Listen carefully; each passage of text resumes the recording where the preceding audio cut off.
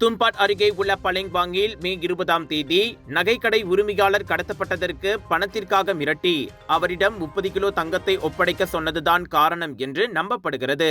கடத்தப்படுவதற்கு முன்பு 4 பேர் கொண்ட குழு பாதிக்கப்பட்டவரிடம் இருந்து 30 கிலோ தங்கத்தை கோரியதாக சந்தேகிக்கப்படுவதாக கிளாந்தான் போலீஸ் தலைவர் டத்தோ முகமது யூசுப் மாமாட் தெரிவித்தார். பணம் பெறும் முயற்சியில் அந்த குழுவால் கடத்தப்படுவதற்கு முன்பு அவர்கள் கோரிய தங்கத்தை நகைக்கடை உரிமையாளர் கொடுக்கவில்லை.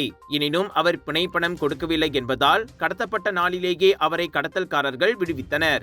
அவர்களை கண்டுபிடிப்பதற்காக மாநிலம் முழுவதும் மற்றும் எல்லை பகுதிக்கு அருகில் சாலை சோதனை உட்பட பெரிய அளவிலான நடவடிக்கைகளை போலீஸ் துறை தொடர்ந்து மேற்கொண்டு வருகிறது.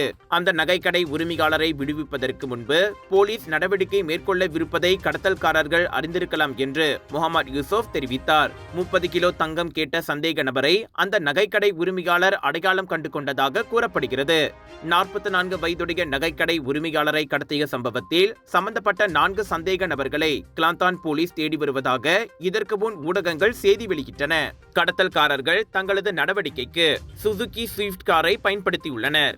விலையோ மலிவு, செலவோ குறைவு, தரமோ உயர்வு, மனமோ நிறைவு.